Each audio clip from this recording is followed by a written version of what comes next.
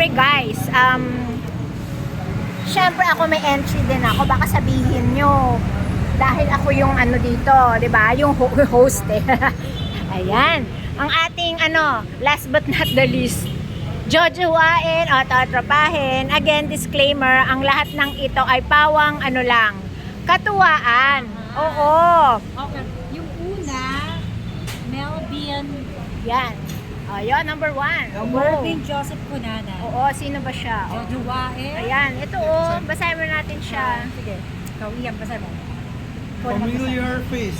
This confident and determined lad always keeps himself well poised. His composure is impregnable. His plus factor is his Bongga strong yung- personality. Ayan, si Mervin. Actually siya, ano yung tanong? Jojowain or Ah. Totowain? Actually kasi nung after natin mag-graduate, nakasama ko siya sa CEU. Magkaiba lang kami ng college. Pero ang tagal din namin, mga 2 years kami nag-hangout sa library. Kaya masasabi ko ay tropahin. Tropa. Yes, si Okay. Marvin. Kung Yung nasaan next. ka man, tropa tayo. Next. is Puro mga kakilala ko, syempre.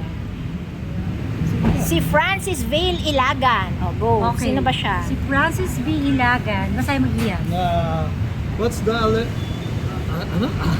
Algebraic expression expression. for someone who excels Wow, in matalino Oo, algebra? pala yun, truly. Matalino Matalino Francis siya. Ilagan, well, he is also a broad-minded person, patient and generous. yeah. He also excels in sportsmanship. Wow. What a guy. Oh, oy, Francis. O yan, Okay, that Francis question. Ilagan.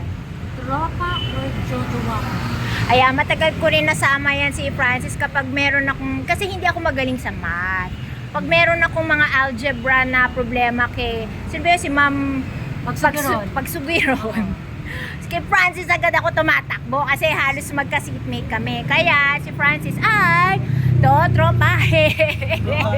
Tropa, syempre. Next is Ayan, yan.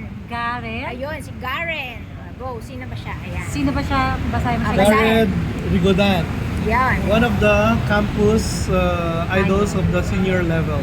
He's very quiet during class discussion, but watch out, he's almost perfect quizzes and exams.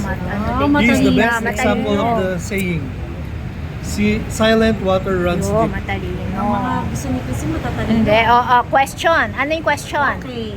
Question is, tropahin or jojowain? Ayun, kasi kaya naman ako natuwa kay Gary. Siyempre, yung aking 15-year-old self, no, yun nga, ang galing din sa math. Kasi, yun ang ano ko eh. Inspirasyon, parang, Hindi, doon ako talaga sadsad sa math. Wala akong talent sa math. Kaya lang medyo yan hindi lang pala medyo, soplado, as in talagang, kung may nonchalant, siya yung nag-imbento nun. Okay? So, sorry Garen pero when it comes to Garen, siya ay totropahin. Okay, and we have last one. Last one Ayan. is Johnny Romano. O yan, sino ba si Ayan. John? Fine-looking lad who is caring, warm and loving. He is trustworthy and an unforgettable fellow. Yun! The question. Question is, jojowain or tropahin? Ayan, si Johnny kasi classmate kami niyan since elementary. Kumbaga di ba naalala mo? Kaya naalala ko yan, bata pa lang kami. Nagbibigay siya sa akin ng paper, minsan sa recess. Hanggang nung high school, para kasi naiba na rin yung section niya, hindi na rin kami nakikita. Pero very gentleman talaga siya, matalino. So what is the question again? Jojowain or tropahin? So, when it comes to Johnny Romano, pag ako ang tinanong, siya ay jojowain! Wow!